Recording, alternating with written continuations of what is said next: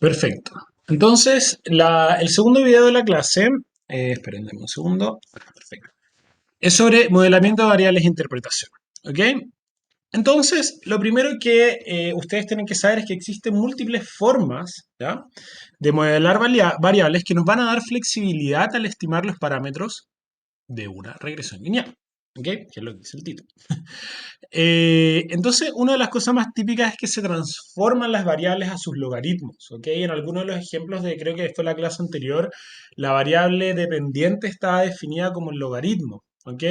Pero a veces se hace con la dependiente o con alguna de las independientes, etcétera. Y generalmente se utiliza cuando queremos modelar relaciones no lineales, ¿ok? La idea se basa en que la relación entre las variables definidas como logaritmos sí será lineal y por ende se pueden estimar a través de MCO si es que se definen de esa manera. En cuanto a los tipos de logaritmo que considerar, en general la recomendación es utilizar un logaritmo natural. ¿Ya? Entonces, ¿qué significa esto?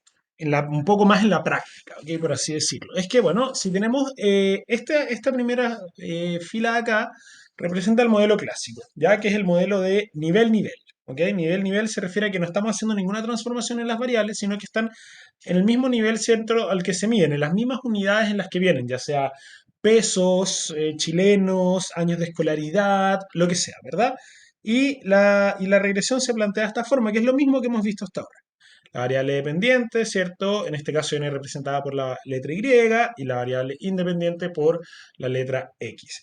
Y la interpretación del coeficiente beta que se estime va a ser que el efecto, o sea, beta va a representar el efecto promedio que tiene el aumento de una unidad de la variable X sobre la unidad Y medido en unidades en las que esté representada la variable Y o dependiente. Eso cambia cuando utilizamos un logaritmo. ¿Ok? Entonces veamos el caso de la segunda fila. ¿Ok?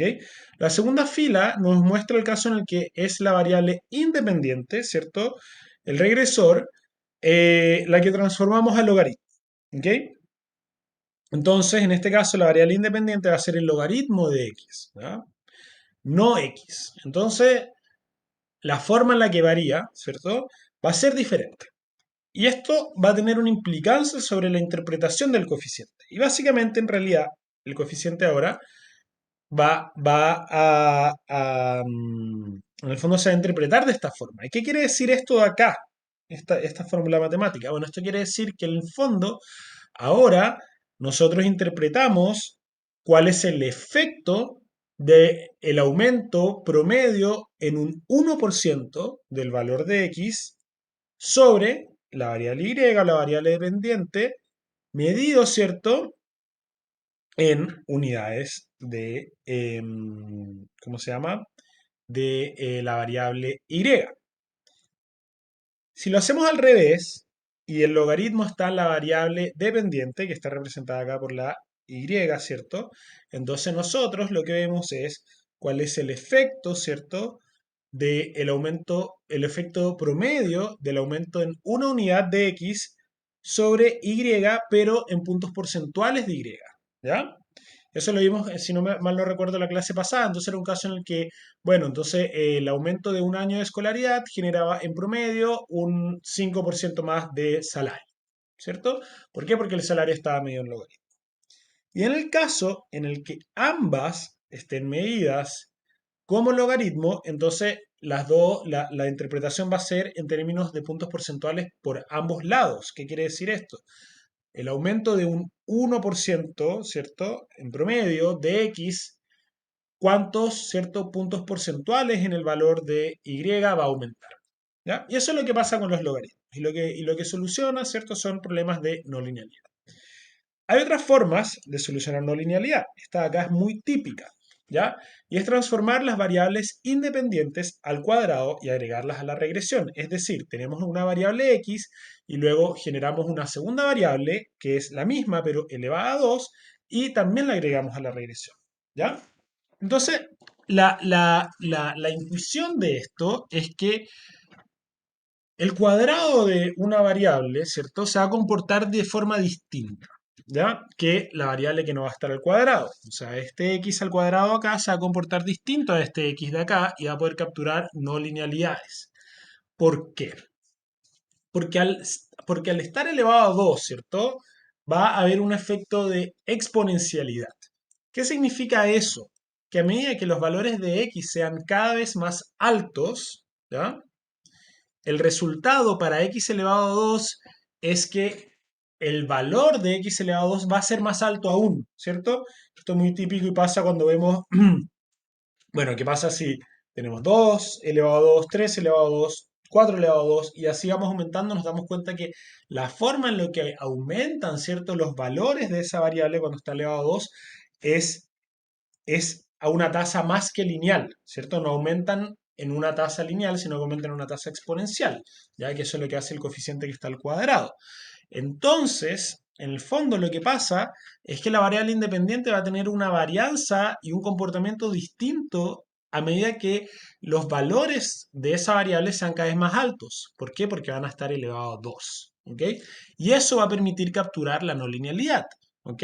Es decir, que los efectos, ¿cierto?, de aumentar en una unidad sean distintos en rangos y valores más altos de la variable x que en valores más bajos. ¿Ok?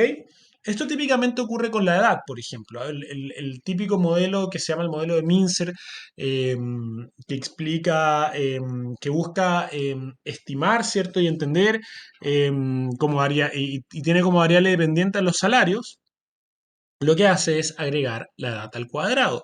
Y esto tiene que ver con la idea de que los efectos, ¿cierto?, de un año más de experiencia son distintos cuando tenemos pocos años de experiencia que cuando tenemos más.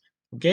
Entonces, eso justamente queda capturado cuando incluimos la variable tanto en su forma original como elevada a 2. ¿Ok? Y una última forma que también se hace es interactuar las variables. ¿Ok? Esto tiene mucho que ver con el concepto de dependencia e independencia que vimos hace dos clases, si no me equivoco. ¿Ok? Y en realidad nos va a permitir interpretar ciertos efectos simultáneos entre variables independientes. ¿Ya? ¿Qué significa esto? Veamos un poco primero en la práctica qué significa. Bueno, la interacción en realidad lo que hace es agregar una variable independiente cualquiera sea esta, y la multiplica, ¿cierto?, entre dos variables independientes. Es decir, imagínense, tenemos x1 y x2, y en el fondo lo que vamos a hacer es que si nuestro modelo de regresión original teníamos este x1, ¿cierto?, este x2 separados, vamos a agregar una tercera variable que va a ser la multiplicación de ambas. ¿Ya? Entonces esto nos va a permitir ver si estas dos variables interactuadas tienen un efecto y explican un comportamiento distinto del que se explica cuando las metemos al modelo de forma totalmente separada. Es decir, si las interactuamos, si es que hay algún efecto de esa interacción que sea distinto sobre la variable que estamos tratando de estimar. Es la variable dependiente. ¿Ya? Esto se suele realizar con variables dicotómicas o cuando al menos una de ellas es dicotómica, ¿ya? Y justamente permite entender si el efecto de una variable sobre la dependiente depende o no del valor que toma otra variable independiente. O sea, por eso yo les decía que esto depende también de los conceptos de independencia que estábamos viendo antes. Y ojo que la interpretación de los coeficientes no es directa, ¿ya? No es tan fácil de interpretar acá el caso de los coeficientes. O sea, nosotros acá no vamos a interpretar beta 3 de forma directa, ¿ok? ¿Por qué? Porque cuando haya una variación, por ejemplo, en términos de unidades de x1 o de x2, eso se puede estar no solamente viendo multiplicados y explicados por el coeficiente beta sub 3, sino que también va a haber otro coeficiente que va a estar explicando, ¿cierto?, ese comportamiento. Entonces imagínense ustedes lo que les dice este modelo y lo que hemos visto es, ok, el aumento de una unidad de x sub 1 genera en promedio, ¿cierto?, un tal aumento en y, que está medido a través del coeficiente, en este caso beta sub 1. Pero si x sub 1 también está metido acá y hay otro coeficiente metido entre medio, entonces yo no puedo interpretar la variación, ¿cierto? Y el efecto promedio que tiene la variación de x sub 1 sobre y solamente con este coeficiente. ¿Ya? Entonces veamos de hecho el caso. De hecho, cuando cuando x sub 1 aumenta en una unidad, el efecto promedio va a ser, ¿cierto? El coeficiente original, o sea, no original, el coeficiente que está solamente asociado a esa variable, que es el beta sub 1, más el beta sub 3 multiplicado por algún valor de x sub 2. Entonces, el efecto de eso va a depender del valor de x sub 2, ¿ya? Y esto va a hacer que los valores, el cálculo de los intervalos de confianza sea distinto. Y justamente esta complicación de acá es que hace que sea mucho más fácil de hacer esto cuando al menos una de las dos variables es dicotómica. Porque imagínense si x sub 1 fuese dicotómica. ¿Qué significa eso? Ah, bueno, que entonces cuando toma el valor 0, ¿cierto? Eh, ¿Qué va a pasar? Si queremos ver, ¿cierto? El efecto de un aumento de x sub 2 cuando x sub 1 es 0. Bueno, vamos a tener, ¿cierto? Estos coeficientes de acá, entonces el aumento de x sub 2 en una unidad, cuando x sub 1 es 0, va a estar dado por el valor del coeficiente beta sub 2 más beta sub 3 multiplicado por x sub 1, que tiene un valor 0, entonces solamente, ¿cierto? Beta sub 2.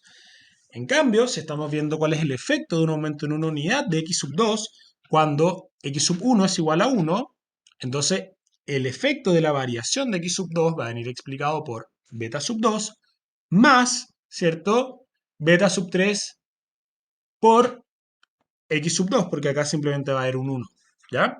Entonces, el efecto de x sub 2, el efecto promedio de x sub 2 sobre y, va a ser distinto dependiendo si x sub 1 toma el valor 0 o toma el valor 1. Pero tenemos solamente dos casos y es fácil de entender. En un caso va a ser el coeficiente beta sub 2 y en otro el beta sub 2, ¿cierto? Más el beta sub 3. Si ambas son dicotómicas, entonces es más fácil aún, ¿cierto? Porque en el fondo este efecto, este beta sub 3 se va a activar, por así decirlo, ¿cierto? Para el cálculo del efecto promedio, solamente cuando ambas sean igual a 1. ¿Ok? Entonces, eso es como un pequeño resumen de las cosas que se pueden hacer con el modelamiento de variables y de cómo se interpretan.